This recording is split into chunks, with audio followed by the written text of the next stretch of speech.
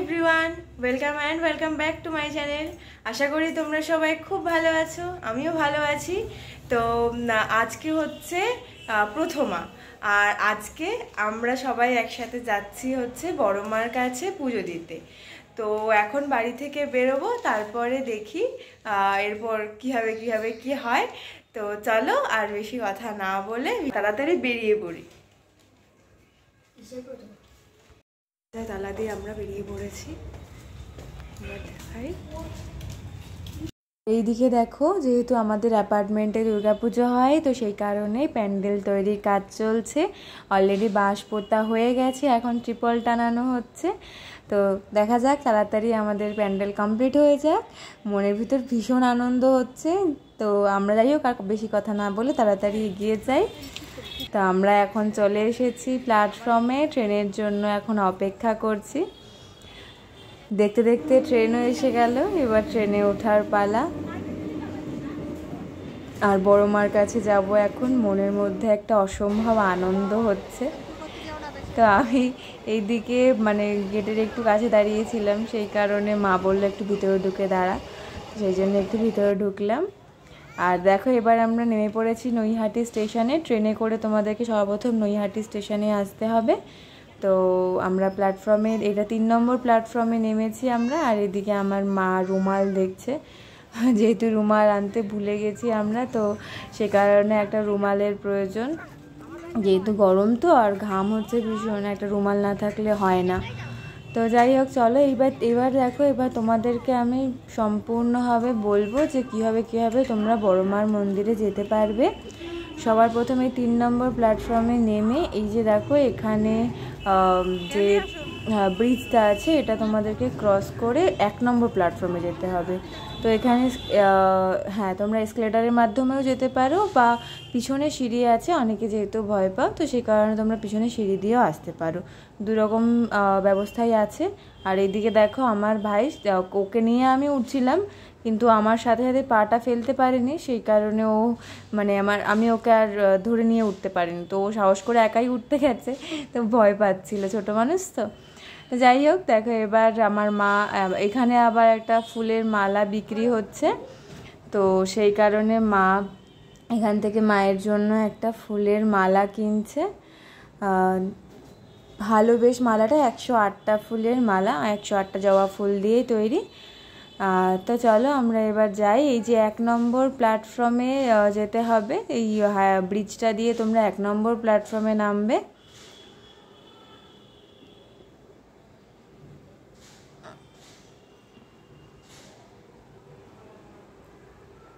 তোমাদেরকে আমি সম্পূর্ণভাবেই বুঝিয়ে দেওয়ার চেষ্টা করব যে কীভাবে যাওয়া যায় মায়ের মন্দিরে, বড় মার মন্দিরে। এই যে দেখো 1 নম্বর প্ল্যাটফর্মে চলে এসেছি আমরা।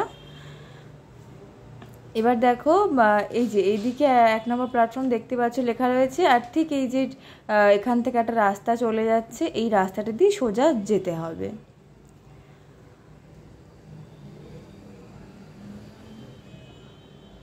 মনের মধ্যে একটা অসম্ভব আনন্দ হচ্ছে, কারণ না সত্যি বলতে কি, আমি প্রথমবারই বড় মায়ের মন্দিরে পুজো দিতে যাচ্ছি।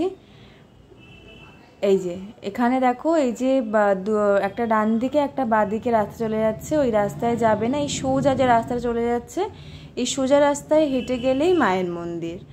একদম সোজা পথ, কোনো রকম কোনো ঝামেলার ব্যাপারই নেই যে রাস্তা হারিয়ে যাওয়া বা কিছু। আর দেখো রাস্তার ধারে এরকম সুন্দর ডালা বিক্রি হচ্ছে, তো তোমরা এখান থেকেই মায়ের জন্য ডালা নিতে পারো। এই যে আমরা এই ডালাটা নিয়েছি, 100 টাকা নিয়েছে। তো এরকম আমরা পরবর্তীকালে দেখলাম যে আরেকজন ছিলেন ওখানে, সেখানে 50 টাকায় একই ডালাই উনি দিচ্ছিলেন। তো যাই হোক, ঠিক আছে, সেটা কোনো ব্যাপার না। তো যাই হোক, আমরা এভাবেই সোজা রাস্তায় হেঁটে যাব, কোনো দিকে যাব না, আর তোমরাও কোনো দিকে যাবে না। একদম সোজা রাস্তায় হেঁটে গেলেই ঠিক বাঁ দিকেই মায়ের মন্দিরটা পড়বে। এই যে দেখো, আমরা দেখতে দেখতে মায়ের মন্দিরের সামনে চলেও এসেছি। এই যে এখানে শিব ঠাকুরের একটা মন্দির আছে, আর এখানে এটা হচ্ছে আমাদের বড় মায়ের মন্দির, আমাদের মায়ের মন্দির। যেখানে এসেই মনে একটা শান্তি অনুভব হয়। আর ঠিক আমরা ওই রাস্তাটা দিয়ে সোজা হেঁটে এসেছি, অন্য কোনো দিকে যাবে না, সোজা হেঁটে আসবে।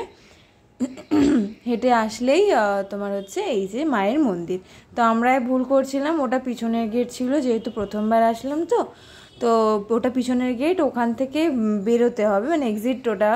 আর তোমার ঢোকার রাস্তাটা হচ্ছে এখান দিয়ে, এই যে এখানটাতে পাশে তোমরা জুতোটা খুলে রাখতে পারো, জুতো খুলে মায়ের মন্দিরের ভিতরে ঢুকতে হবে। তো এখানে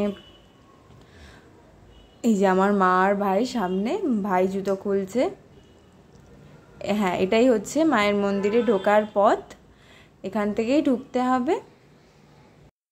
মন্দিরে ঢুকেই এক আলাদা শান্তির অনুভূতি হচ্ছে, সাথে ধূপের গন্ধ আর ভক্তদের প্রার্থনা সব কিছু মিলিয়েই একেবারে পবিত্র পরিবেশ তৈরি হয়েছে।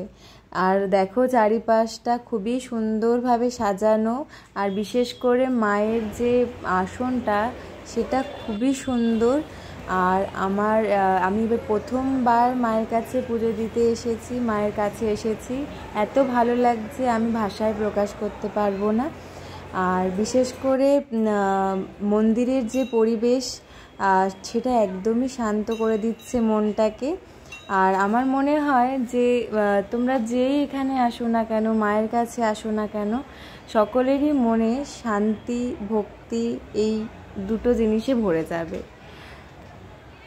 আস্তে আস্তে মায়ের টানে মায়ের কাছে পৌঁছে গেলাম, আর এখানে হাজারো ভক্তের সমাগম, সকলে মায়ের সাথে দেখা করতে এসেছেন। আর আস্তে আস্তে মায়ের একদম সামনে পৌঁছে মার কাছে পুজো দেওয়ার সুযোগও হলো। তোমরা যখন আসবে তোমরা সকলেই পারবে একদম মাকে সামনে থেকে দেখার, মায়ের দর্শন পাওয়ার, মাকে পুজো দেওয়ার। আমাদের পুজো দেওয়া হয়ে গেছে, এখন বেরিয়ে মানে যে পিছনের গেটটা যেখান থেকে বেরোতে হয় মন্দির থেকে, সেই গেটটা দিয়ে বেরিয়ে পড়লাম। আর এই এক ভক্ত মায়ের কাছে এসেছেন। এরকম হাজারো ভক্ত প্রতিদিন মায়ের কাছে আসেন, মায়ের কাছে পুজো দেন। আর এখানে আমরা এসে পড়েছি এখন প্রসাদের লাইন দিতে। এই মায়ের মন্দিরে সোম, বুধ আর শুক্র এই 3 দিন কুপন দেওয়া হয় এবং সকল ভক্তরা বসে প্রসাদ গ্রহণ করতে পারবে। কুপন সকাল 9টা থেকে দেওয়া শুরু হয়, মানে সকাল 9টা থেকে লাইন দেওয়া শুরু হয়, আর কুপন দেওয়া স্টার্ট হয় 10টা কি 10:45 থেকে। 300টা কুপন থাকে, 300 জনকে দেওয়া হয়, কুপন শেষ হয়ে গেলে আর দেওয়া হয় না। তো যাই হোক, আমরা বসে পড়েছি মায়ের প্রসাদ গ্রহণ করার জন্য। আর এইদিকে সবাই বসে পড়েছে, অনেক জায়গা, অনেকেই একবারে প্রসাদ নিতে পারছে। আর এই যে এদিকে আমার ভাই, ও পাশে বসে কী সব বলে যাচ্ছে। তো যাই হোক, এই জল দিয়ে দিল আমাদের।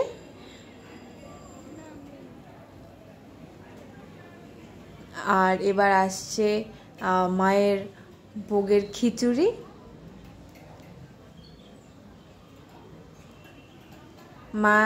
মায়ের প্রসাদ বা যে কোনো ভগবানেরই যে প্রসাদ হয় সেটার একটা, আমার মনে হয় তার না একটা আলাদা একটা স্বাদ থাকে। মানে প্রসাদের একটা নর্মাল খাবারের একটা আলাদা স্বাদ হয়, আর ওটা ভগবানের কাছে প্রসাদ হিসেবে ভগবান থেকে আসার পরে ওটার একটা অন্যরকম স্বাদ থাকে। তো যাই হোক, দেখো আমাদের এখানে খিচুড়ি দিয়ে দিয়েছে, গরম গরম খিচুড়ি, সাথে বাঁধাকপির তরকারি। খিচুড়িটা এত গরম ছিল, তোমরা দেখেই বুঝতে পারছো, আমি একদম হাত দিতেই পারছিলাম না, এত গরম ছিল। তো যাই হোক, কোনো রকমে আর কি নিলাম, বাঁধাকপির তরকারি নিলাম অল্প, আর এই খিচুড়ি নিয়ে ব্যাস একটু খেলাম। খুবই ভালো হয়েছে, এত সুন্দর অপূর্ব স্বাদ বলে বোঝানো যাবে না। এবার চলে এলো চাটনি, ওই পেঁপের চাটনি, আর দিল পাঁপড় আর পায়েস আর হচ্ছে একটা করে মিষ্টি। আমরা প্রসাদ নিয়েছি, নিয়ে এবার বেরিয়ে পড়েছি। এবার মায়ের কাছে আবার একটু যাব, মার সাথে দেখা করতে, মাকে আরেকবার দর্শন করার জন্য চলে এসেছি। এই যে আমার মা ওইদিকে মাকে প্রণাম করছে। মায়ের কাছে আসলে মাকে ছেড়ে আর বাড়ি যেতে ইচ্ছাই হয় না, মনে হয় যেন এখানেই থেকে যাই। মানে ভগবানের কাছে এরকমই একটা অন্যরকম শান্তি থাকে, যে আমি এটা পার্সোনাল অনুভব করি। যতক্ষণ আমরা ভগবানের সামনে থাকি সেইটুকু সময় যেন একটু শান্তির পরিমাণটা বেশি থাকে। তো যাই হোক, এরকমভাবেই মার সাথে দর্শন করে আমরা আবার বেরিয়ে পড়েছি। এবার বাড়ি যাওয়ার পালা। যেতে তো ইচ্ছা করছে না, আসার সময় অনেক আনন্দে ছিলাম, এখন বাড়ি যেতে হবে। আর আমরা এই ট্রেনে উঠে পড়েছি, এবার বাড়ি যাব। ট্রেনে যেতে যেতেই চোখে পড়লো আরেক সুন্দর অনুভূতি, সেটা প্রচুর পরিমাণে কাশফুল দেখতে পেলাম। তো যাই হোক, এভাবেই এবার বাড়ি চলে যাই। আমরা বাড়িতেও চলে এসেছি। আর এসে মানে খুব ভালো লাগছে দেখে যে আমাদের যে প্যান্ডেলটা দুর্গাপূজার, সেটা মানে প্রায় কমপ্লিট দেখাচ্ছি, দাঁড়াও।